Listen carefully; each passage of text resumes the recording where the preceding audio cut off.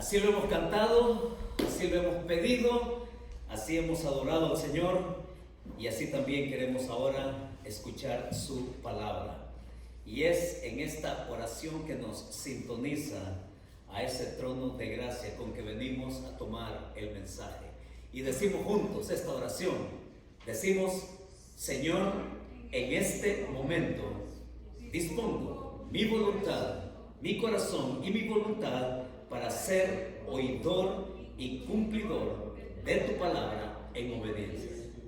Guíame con tu Espíritu Santo para ser transformado a la imagen de tu Hijo. Y decimos amén. Pues les cuento que en uno de los viajes que hemos podido tener como familia, en un aniversario que Claudia y yo estábamos celebrando de matrimonio, ese aniversario de aguante, ¿no? Porque el matrimonio de eso se trata, de saber aguantar. Y pudimos hacer una visita allá a Italia, específicamente allá, comenzando de la zona norte de Italia, llegamos a Venecia.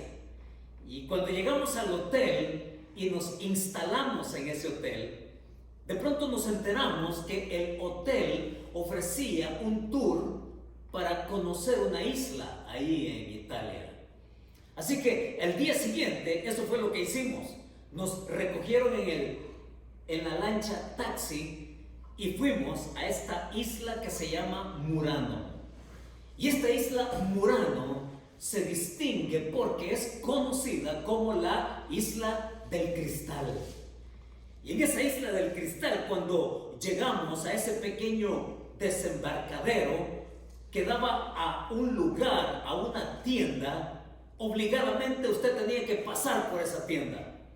Y en esa tienda, en ese lugar, ofrecían el que los turistas conocieran cómo era el proceso de cómo ellos trabajan el cristal.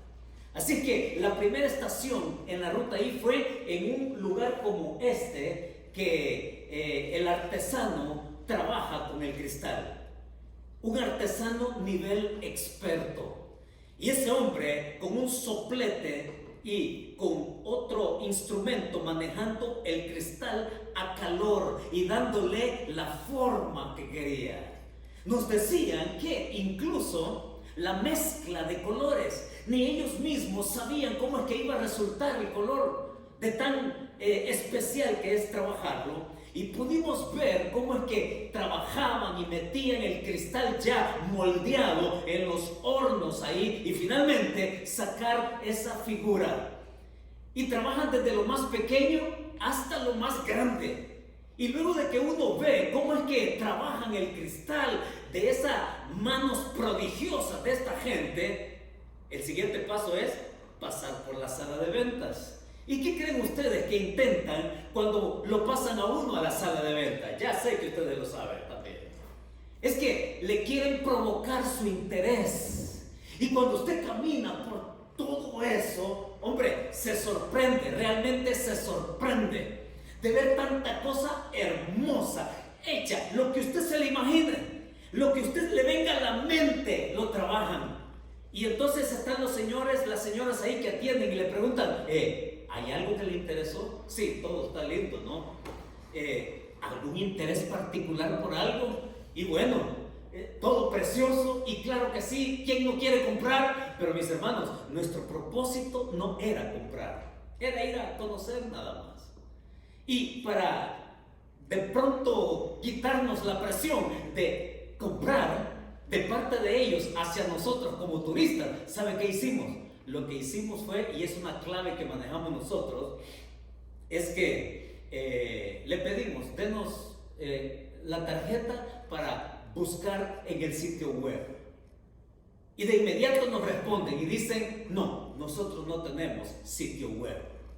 ¿Pero cómo? Una tienda de este calibre, ¿cómo es que no va a tener un sitio web? Si en nuestra era moderna todo el mundo usa el sitio web para vender, ¿no es cierto? Pero no, ellos no tienen sitio web. Y cuando le preguntamos por qué, esta fue la respuesta. Y oigan, nos dijeron que ellos no venden por internet, porque si ellos publican en fotografías sus artículos, entonces viene el comercio chino y lo plagia y lo copia. Y entonces lo que usted ve allí como original, porque estas tiendas, mis hermanos, se aseguran de sus artículos únicos, exclusivos, así con diseños muy propios. Ellos ponen este letrero, y el letrero que ponen es No Product China. No es producto chino, porque el producto de ellos es original, porque el producto de ellos es exclusivo, porque el producto de ellos es un diseño tan exclusivo que por eso su precio lo vale. Y por eso ellos dicen, no vendemos en internet, ni publicamos nuestras fotos, porque fácilmente cualquier otro lo ve, y lo que usted puede comprar por 150 euros ahí, original, exclusivo, usted lo puede comprar allá afuera por 5, 20 dólares. Tiene sentido, ¿no? Es entendible eso. Claro que sí. Pero también podríamos decir que la garantía, podríamos decir que la exclusividad, el costo, la durabilidad y todo lo que representa un artículo de cristal hecho a mano, mis hermanos, se justifica el precio. Es tan preciado que lo vale. Es tan aprobado que lo vale. Es tan así fino que lo vale. Y cuando nosotros en nuestra serie estamos siguiendo la pista de lo que Pablo le está diciendo a sus hermanos tesalonicenses, y que también nos llega a nosotros el día de hoy, es que también, mis hermanos, lo que tenemos es tan exclusivo, lo que tenemos es tan grande, lo que tenemos es tan divino, que pueden venir otros y lo pueden plagiar, pueden venir otros y lo pueden imitar. Pero Pablo, cuando les escribe a los tesalonicenses, nos lleva a que nosotros entendamos cuánto es lo que tenemos en el Evangelio. Y cuando tenemos el Evangelio, es aprobado y certificado como original, como propio, como venido directamente de Dios. Y por eso es que Pablo, en el capítulo 2, versos del 1 al 6, nos invita a que le sigamos y veamos qué es lo que Pablo nos quiere mostrar. Por eso es que el título, en estas características que él muestra aquí de lo que es el Evangelio al creyente, por lo que poseemos. Y lo que poseemos es tan grande por los efectos que ha causado. Y lo que tenemos es tan grande por lo que él pone de manifiesto acá en estos 6 versículos de lo que es el Evangelio. Mis hermanos, hoy, esta mañana, vamos a descubrir qué más es el Evangelio, qué más tiene el Evangelio, qué más es lo que poseemos, para que entonces lo apreciemos y nos podamos sentir así aprobados y justificados también con ese precio que vale la pena pagado por el Señor Jesucristo. Primera de Tesalonicenses, capítulo 2, versos del 1 al 6. Encontramos que Pablo va a decir que el Evangelio no se trata de una baratija. Y usted creo que me entiende correctamente qué quiero decir por baratija, ¿no es cierto? Creo que a usted le viene muy en claro qué significa una baratija. Pero el Evangelio, Pablo va a decir, no es una baratija. El Evangelio no es una reventa de segunda. El Evangelio no se trata de un producto sospechoso. El Evangelio tiene una dimensión tan eterna y tan grande que nosotros a esta altura de la vida necesitamos entender cuánto es lo que tenemos. ¿Quiere verlo conmigo? ¿Quiere ver cómo lo dice Pablo? Por eso es que los primeros 4 versículos ahí en este pasaje nos va a ofrecer el primer principio, pero veamos estos primeros 4 versículos. Por favor, mire, tenga a la vista estos versículos, porque aquí Pablo empieza a decir lo siguiente: porque vosotros mismos sabéis, hermanos, que nuestra visita a vosotros no resultó vana, pues habiendo antes padecido y sido ultrajados en Filipos, como sabéis, tuvimos denuedo en nuestro Dios para anunciaros el Evangelio de Dios en medio de gran oposición.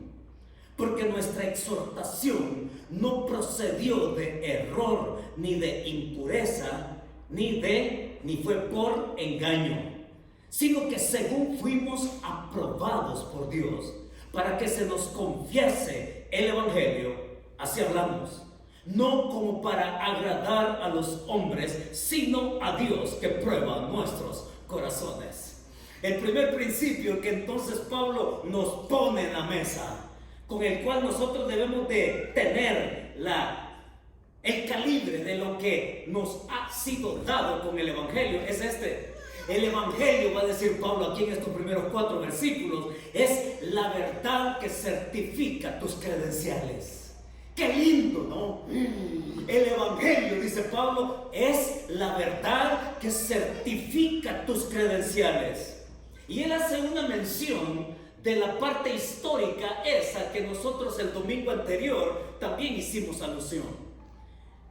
Recordamos ahí por lo que Pablo dice en el versículo, hablando de su visita previa a Tesalónica, que fue nada más y nada menos en aquella revuelta donde ellos fueron capturados y llevados a prisión por predicar el Evangelio y por deshacer el negocio sucio de alguien que se estaba lucrando con la vida de una pobre mujer. Es así como el Evangelio llega, dijimos, a Europa, a Filipos, y consecuentemente el Evangelio después va a llegar a Tesalónica. Ahora, mis hermanos, atención a lo que viene, porque, oiga, 3 veces el apóstol Pablo va a decir algo muy convincente para nosotros también el día de hoy. Mire lo que dice el verso 1 allí: porque vosotros mismos, díganlo, sabéis. Luego en el versículo 2 dice, ¿cómo sabéis? Y luego en el versículo 5 va a decir, ¿cómo sabéis? 3 veces Pablo va a decir y a referirse a algo que ellos han comprobado. De hecho, mire el capítulo 1 y verso 5 también. Como bien sabéis, dice, 4 veces Pablo hace mención de algo que ellos pueden constatar. De hecho, la palabra saber aquí en el original griego es la palabra oida. Oida. Es esa palabra que significa saber, conocer, oiga, por la estricta observación de algo. Ese es el significado de lo que Pablo está repetidas veces, por una 4ª ocasión, va a mencionar. Ustedes nos han sabido observar, ustedes nos han sabido mirar, nos han sabido escuchar y ustedes han sabido valorar lo que nosotros vinimos a hacer aquí. Ustedes conocen muy bien cómo fue nuestra visita, les dice Pablo en el versículo 1. Ustedes han sabido valorar qué clase de mensaje fue el que hemos traído. No hemos venido con especulaciones vanas, dice Pablo, porque allí él va a mencionar 3 cosas muy puntuales. Porque lo que Pablo pone allí en relieve con esto de saber, de que ellos han comprobado con esa estricta observación de sus personas, es que Pablo no solamente va a defender lo que él cree. Oiga esto, Pablo no solamente va a defender el Evangelio, Pablo también va a defender sus personas, lo que creen y por qué lo hacen. Es interesante, pero él llega con palabras creíbles. Ustedes saben que cuando vinimos aquí a Filipos y a Tesalónica, les está diciendo Pablo, nosotros vinimos con palabras creíbles. Y prueba de ello, miren, prueba de ello fue de que estas personas ya no llegaron a ser las mismas de antes. Estos tesalonicenses vinieron a cambiar por ese mensaje. Y por eso es que allí en el versículo 3 dice, porque nuestra exhortación no procedió de error. Fíjese, no procedió de error. Y esto nos pone en una realidad que entonces y ahora mucha gente vive basando su vida en el error. Ustedes pudieron apreciar nuestro mensaje, pudieron ver nuestras vidas y que nuestras vidas y palabras eran congruentes, podía equipararse una cosa con la otra. Y entonces Él les dice, no fue de error. ¿Por qué? Porque, mis hermanos, de haber llegado ellos con error, oigan, estas personas hubieran seguido viviendo en el error. Esa es la lógica aquí. Eso es lo que se entiende así de primera mano, a simple vista. Es que si nosotros hubiéramos venido hablándoles a ustedes cosas erróneas, entonces ustedes hubieran continuado viviendo en el error. Pero ustedes mismos son testimonios, porque precisamente han salido del error y se han encontrado con la verdad. Y esa verdad es Jesucristo. Y ese evangelio es Jesucristo. Y la fuente de ese evangelio, dice en el versículo 2 Pablo, el evangelio de Dios. Esa es la verdadera fuente de gracia. Es el Dios que le comunica a la persona buenas nuevas. Es el evangelio de gracia que no trae error alguno y que es capaz de sacar la vida de alguien de la vida vana, de la vida vacía, a darle una vida distinta. Cuando vinimos a ustedes, les dice Pablo, no vinimos con palabras de error para que ustedes siguieran en el error. No, errantes y vacíos. También les va a decir en el versículo, ni de impureza. Miren, esto es bien interesante, fíjese, porque a Pablo hay que capturarle.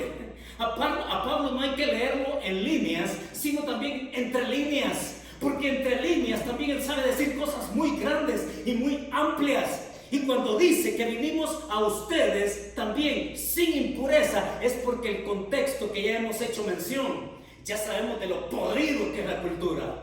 Ya sabemos de lo podredumbre que se encuentra en la cultura romana y griega. Y cuando dice de impureza, es porque grupos en el contexto griego, ellos ganaban adeptos ofreciéndoles ofertas sensuales a la gente para ser parte de ese determinado grupo. ¿Qué le parece? De hecho, Pablo, cuando está escribiendo a los tesalonicenses, lo está haciendo desde Corinto. Y Pablo desde Corinto conoce muy bien cómo es la cosa.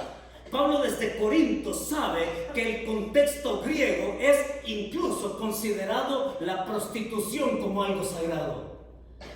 Y en Corinto era famoso por el hecho de que esa mentalidad sensual hacía adeptos a personas para seguir a determinados grupos. No, nosotros no vinimos con impureza, dice Pablo. Y de hecho, él escribiendo desde Corinto, es porque ahí en Corinto estaba el famoso templo de Afrodita, la diosa de la sensualidad, y donde 1000 prostitutas se consagraban para que estos hombres ya pudieran llegar y entregarse a la lascivia y a la perdición. No, nosotros no vinimos con eso, dice Pablo. Es más, va a decir otra cosa allí en el versículo 3, ni por engaño.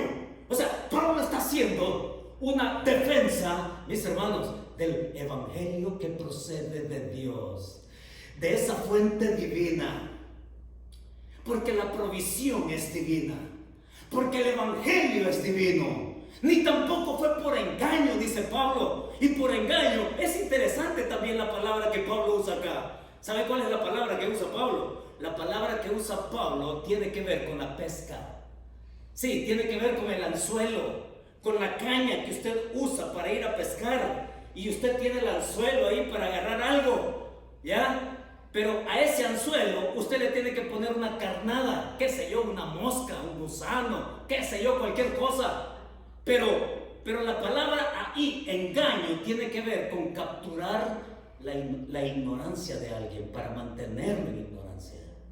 Porque esos son los que hacen los grupos que están fuera de la Biblia, de los falsos maestros. El falso maestro es aquel que engaña, es aquel que como pescador, con un anzuelo, está ahí pescando la ignorancia de la gente para mantener en ignorancia a la gente y sacar ventaja de ellos. ¿Se da cuenta usted de lo que Pablo está diciendo acá? De cómo entonces y cómo ahora también funciona así la cosa. Impureza engaño, error. Pero ustedes han sabido comprobar estrictamente que nosotros no vivimos así, dice Pablo. Qué lindo, ¿no? Qué lindo, porque es la verdad, el evangelio es la verdad que certifica las credenciales de una nueva vida, las credenciales de una nueva perspectiva, las credenciales de Dios mismo, porque Dios ama la salvación. Y Dios ama la salvación tanto que por eso es que quiere que todos procedan al arrepentimiento. El asunto no es que Dios quiera, porque eso está claro. El asunto es si la persona quiere ser salva. Ese es el otro asunto. Pero venir a este pasaje, nos menciona ahí Pablo esto del evangelio. Y usted va a decir, pastor, pero no entiendo algo. Y es una pregunta válida que nos la queremos hacer todos aquí y también nos las queremos responder así, a la luz de la Biblia. Porque una pregunta que todos nos hemos hecho en alguna vez, que se nos ha cruzado por la mente, es: bueno, ¿y si el evangelio es tan bueno, por qué tiene tanta oposición? ¿Ya? Sí, ¿se han preguntado eso? ¿Por qué el evangelio, si es tan bueno, por qué tiene tanta oposición? Porque ahí dice Pablo, ¿no? Que llegamos en medio de gran oposición. Dice, atención, porque la palabra allí es la palabra agonía. Vinimos a ustedes hablándoles de estas buenas nuevas en gran agonía, en gran oposición. Y Pablo está poniendo sus credenciales de por qué predica el evangelio. Y oigan, Pablo es alguien, no olvidemos, hermanos, que Pablo es alguien que sabe lo que es oposición. Primero, porque él era un opositor, recordemos eso. Pablo sabía que su oposición al evangelio en una primera instancia de su vida era perseguir a los cristianos, era meter preso a los cristianos, era consentir en su muerte. Era Pablo alguien que sabía la oposición de primera mano, porque él era alguien que propinaba dolor. Lo conocía muy bien. Ahora él conoce la oposición de otro lado. Ahora él conoce la oposición porque él es el perseguido, porque él es el maltratado, porque fuimos ultrajados, dice, o sea, maltratados ahí en Filipos. Ahora él conoce la oposición de ambos lados. De hecho, cuando nosotros vamos al evangelio, en los evangelios, Jesucristo tiene su propia perspectiva de lo que es la oposición, que no dista nada de lo que Pablo también está compartiendo acá. Y recordamos que Jesús, cuando cuenta las parábolas, él dice, ¿no? Ahí está el trigo y la cizaña. La cizaña es oposición, es enemigo. El enemigo vino y la sembró, dice el Señor allá en los evangelios. ¿Ya? Cizaña es oposición, es enemigo y es también incredulidad. Sí, la cizaña es eso. Y Pablo va a decir, o Cristo va a decir también, ¿no? Pero alguien que es cizaña es susceptible a ser trigo. Pasar de la incredulidad a la credulidad.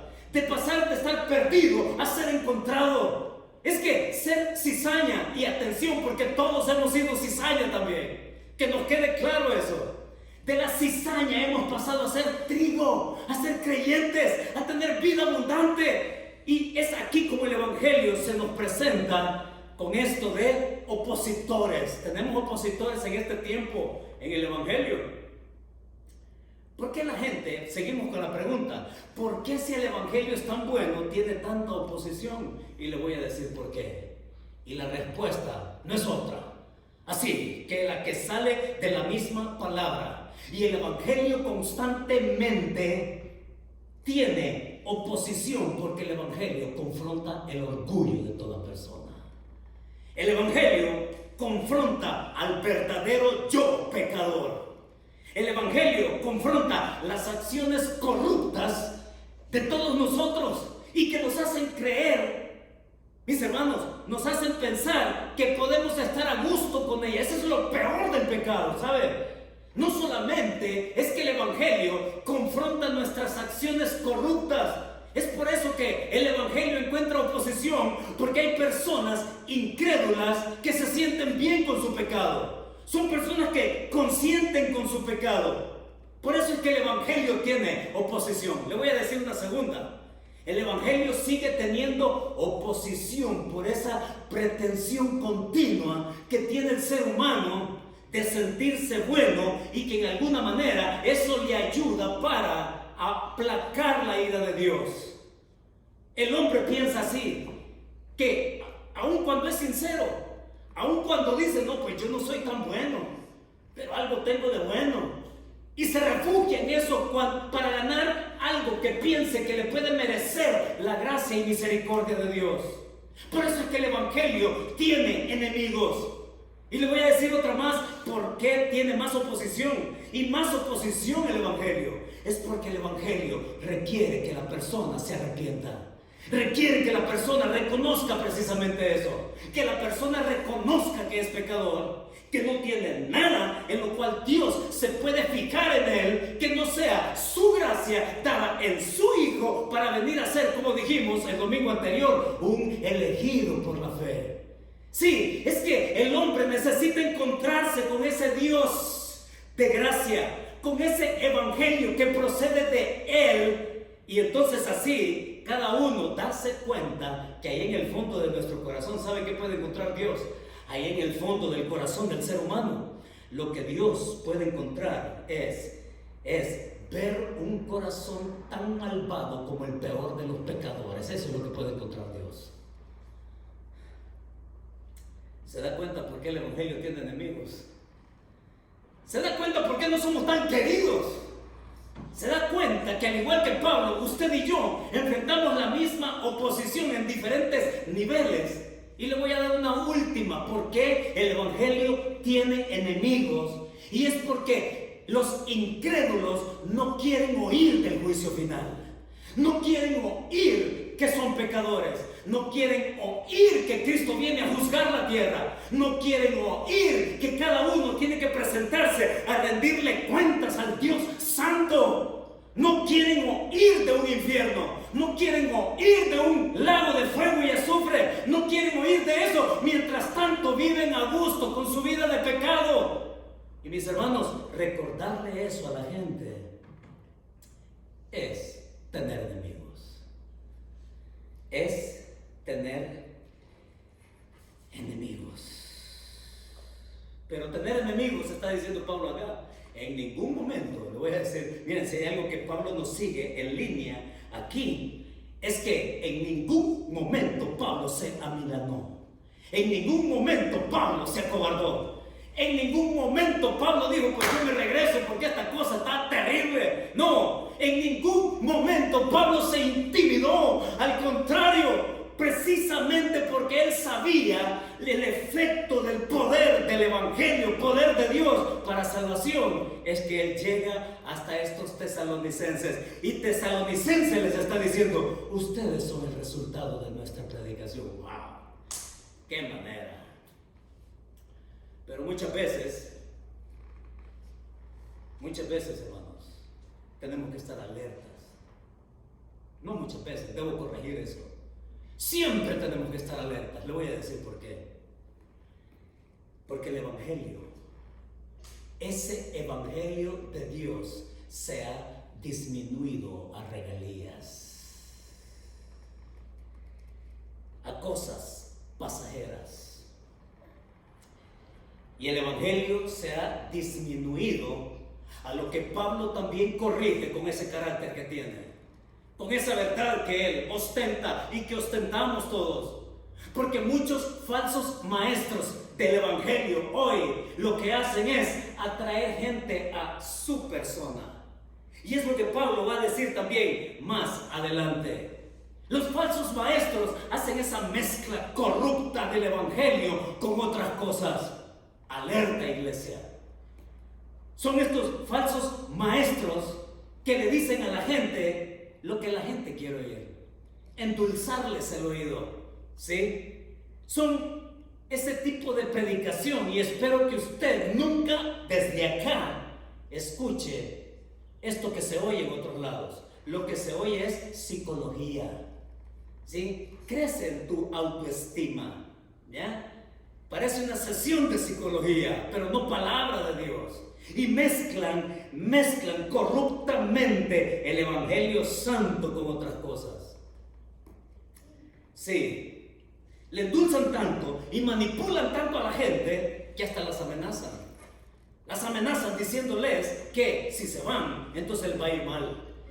Que si se van, otras cosas pueden suceder. Y bueno, cualquier cantidad de situaciones. Pero miren, hermano, ¿sabe qué es lo peor que yo he descubierto? Y cuídese. Miren, en el nombre del Señor Jesucristo, usted que está aquí y que me escucha, cuídese. Y a mí no me importa ser popular por esto. Es más, es lo que menos me importa. Realmente cuando Pablo nos llama a esto que él está diciendo, lo menos que nos tiene que interesar a aquellos que creemos en el Evangelio y que queremos ser transformados cada vez más en él por su gracia, mis hermanos, es esto. Es que el Evangelio no está para regalías. Pero ¿sabe qué está pasando hoy en este tiempo?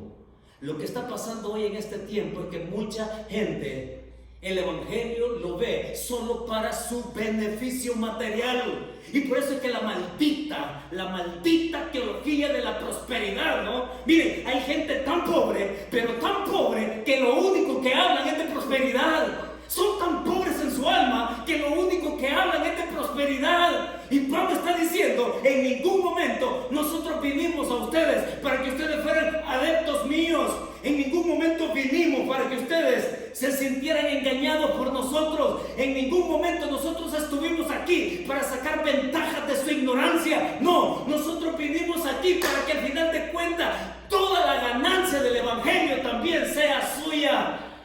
Eso es lo que Pablo perseguía.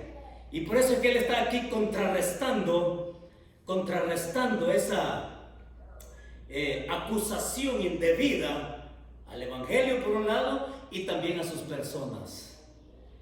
Yo les pregunto, déjenme ilustrárselo de esta manera. ¿Qué es lo que ustedes ven aquí al frente? ¿Qué ven? Ven una cortina muy grande, ¿verdad? Ahora, ustedes se han preguntado qué hay detrás de esta cortina. ¿Cuánto tiempo tenemos de congregarnos acá? ¿Usted se ha fijado qué hay detrás de esta cortina? ¿Han curioseado alguna vez? Curioseen después del culto. Pero lo que hay detrás de esta cortina, oigan, es un flamante piano de cola clásico. Dios mío, yo que no sé tocar piano estoy pasmado de tener algo así aquí. Ahora imagínense si yo pudiera tocar piano. Mi hija empezó a tomar clases de piano cuando era más niña. Uno de mis grandes sueños siempre fue tocar piano. Pero aquí tenemos un piano de cola clásico. Curioseo, ¿por qué le cuento esto? Porque detrás de la cortina hay algo valioso. Y fíjese que mucha gente usa cortinas de humo. Cortinas de humo. Y hay gente que vende humo. Y hay gente que usa cortinas de humo. Y usted se preguntará, bueno, ¿y eso qué significa poner cortinas de humo? Es que las cortinas de humo es una expresión que se usa para tapar un hecho con otro. Por eso es que las personas y las empresas y los gobiernos, los presidentes, la política usan cortinas de humo para no enfocarse en el verdadero problema, donde tienen que poner sus esfuerzos y prioridades y dinero y demás, y que es un problema que tienen que abordar porque la misma gente lo pide. En vez de enfocarse en el problema, fabrican una cortina de humo para desviar la atención de lo que realmente cuenta y desvían la atención a otra cosa más miserable. ¿Por qué decimos esto, hermano? Porque la gente de nuestro tiempo vive poniendo cortinas de humo en su vida espiritual. Y le voy a contar lo que yo he escuchado con gente que he platicado. Y que cuando platico ya no me sorprendo. Yo sé qué hacer cuando alguien me pone una cortina de humo. Pero he escuchado esto.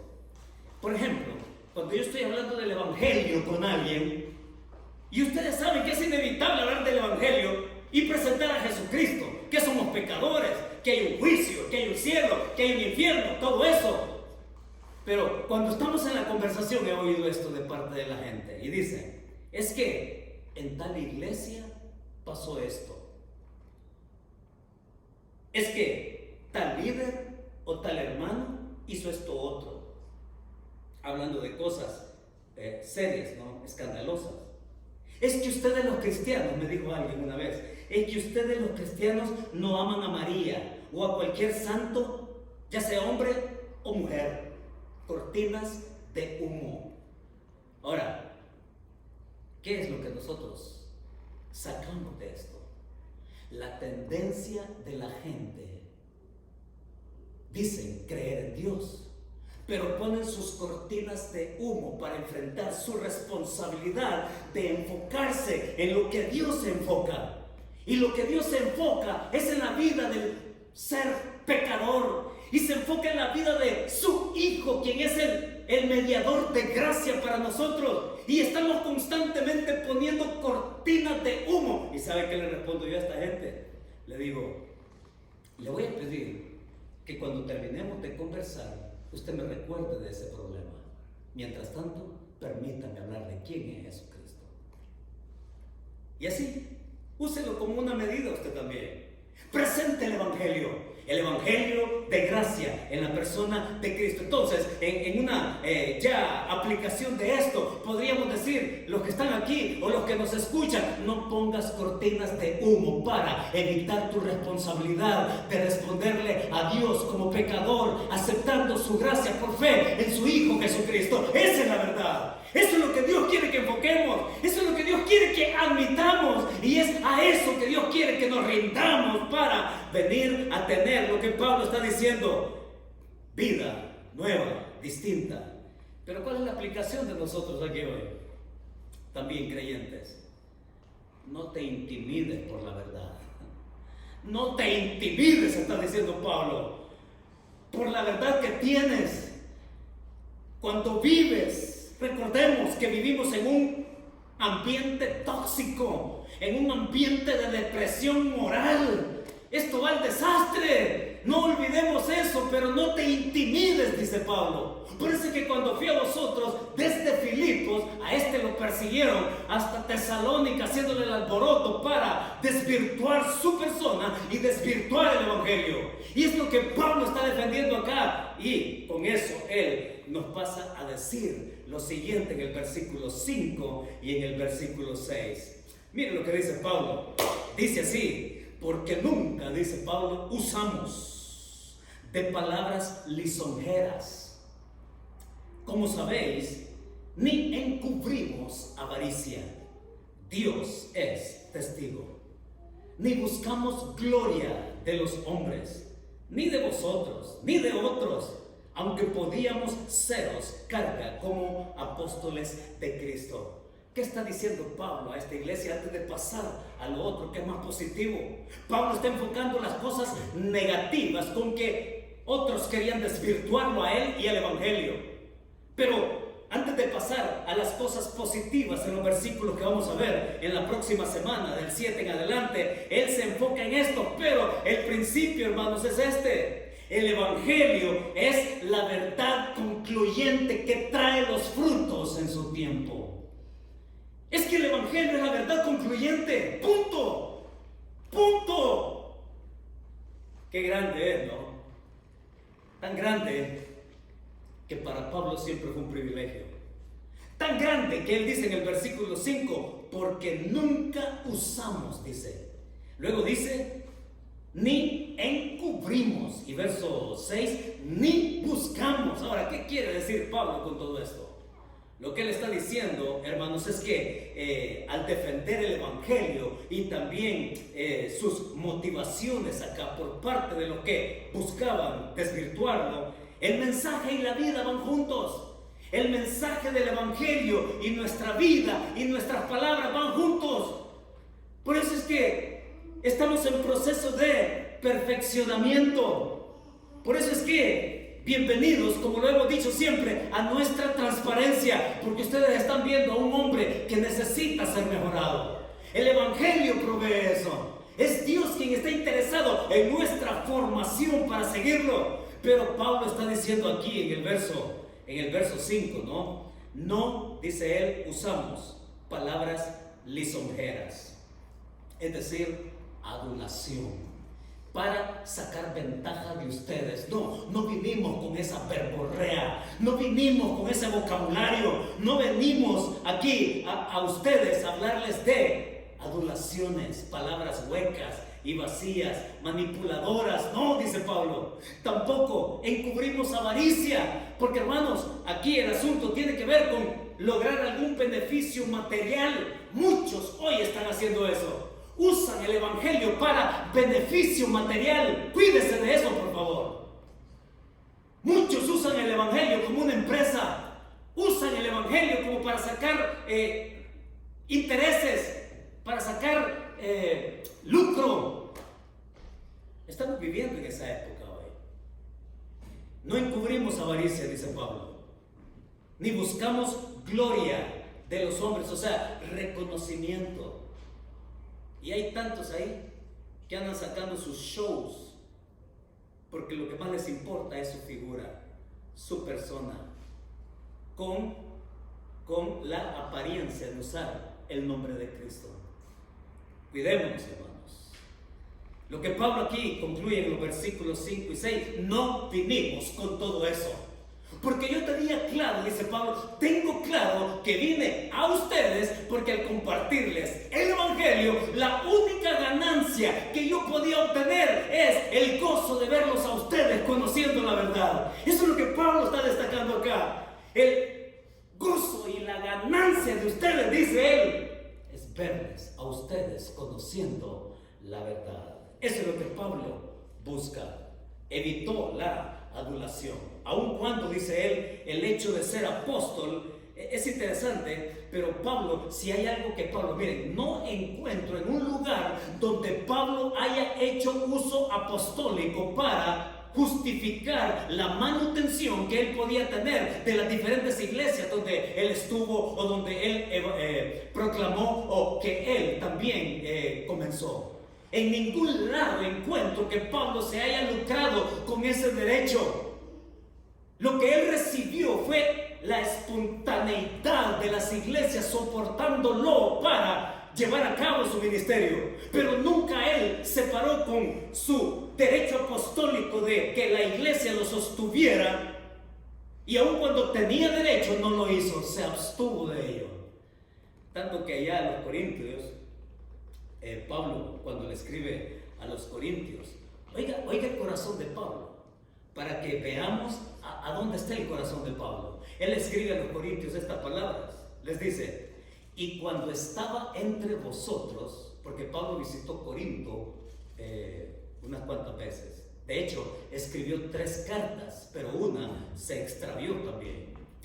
Dice: y cuando estaba entre vosotros y tuve necesidad, dice él, a ninguno fui carga, pues lo que me faltaba lo suplieron los hermanos de Macedonia, y en todo me guardé y me guardaré de seros gravosos. Ese es el corazón de Pablo.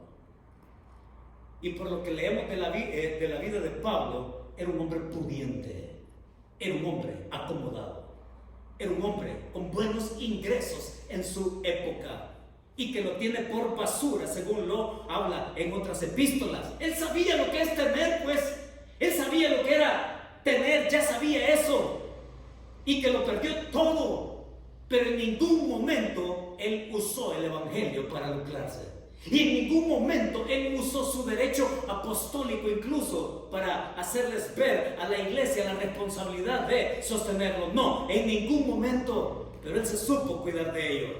Ahora, mis hermanos, él defiende su carácter.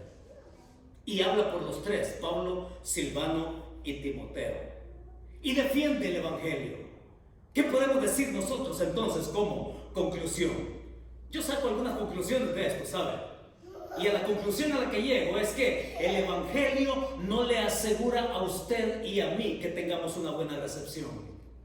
Porque el Evangelio siempre va a tener oposición de cualquier nivel. Cuando compartamos ese Evangelio de gracia, sépalo, no siempre vamos a tener buena recepción con las personas. Siempre la persona va a estar a la defensiva, poniendo sus cortinas de humo para desviar su responsabilidad de pecado delante de Dios.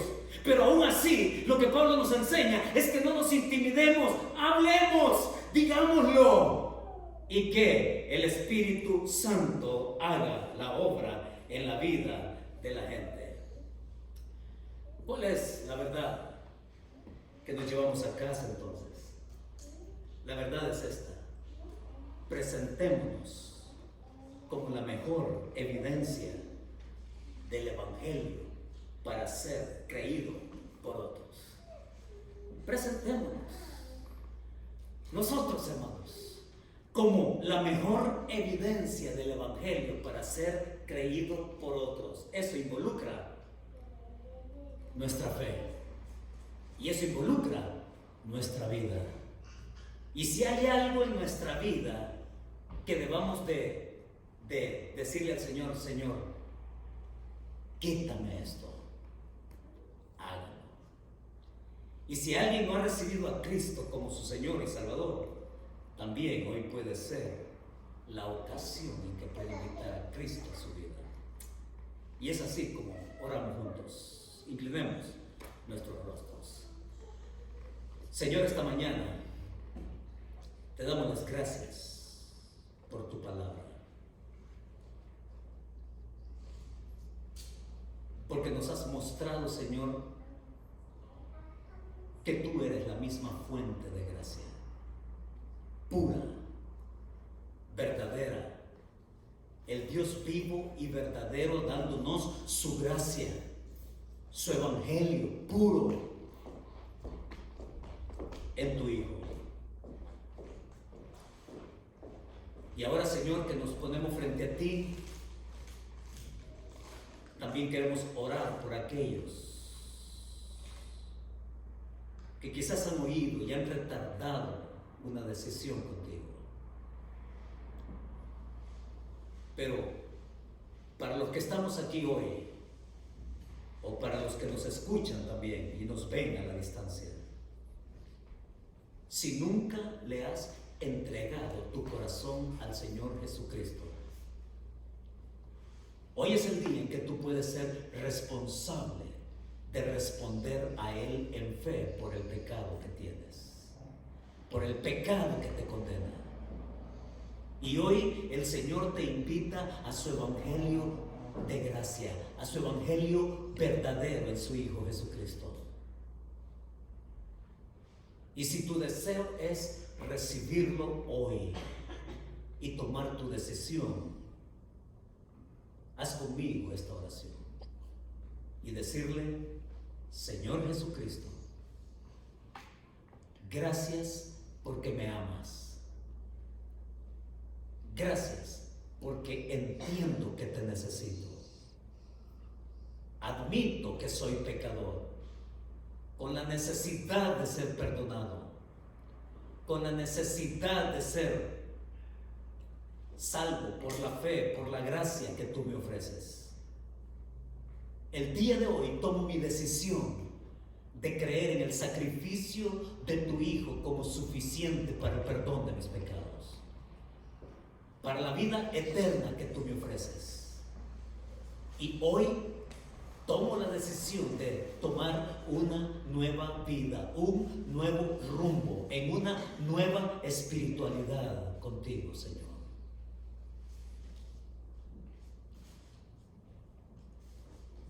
Y para alguien que a lo mejor ha estado caminando lejos de Él, como cristiano, pero quiere renovar sus votos con el Señor, también dígale esto: Señor, muchas gracias por el evangelio con que tú me has atraído a ti. Y hoy, Señor, rindo mi vida en sumisión para que Jesucristo sea el Señor también, transformándome en mi carácter, guiándome en tu verdad, con tu Espíritu Santo, para la vida victoriosa prometida en Él. Señor, así es como queremos hoy recibir tu palabra. Y también así es como queremos responder a ella. Y que tu Espíritu Santo a cada uno nos lleve a tomar la única conclusión que tú esperas, Señor. Entregar nuestra vida a ti en arrepentimiento para salvación y entregar nuestra vida a ti, Señor, para caminar en santidad en tu presencia. Muchas gracias, Señor, por esta ocasión con que nos has llenado con tu palabra, con tu Espíritu Santo y a través de tu siervo, el apóstol Pablo. Te damos la gloria y la honra en el nombre de tu Hijo Jesucristo. Amén. Amén. Y amén. Mis hermanos, que Dios nos bendiga.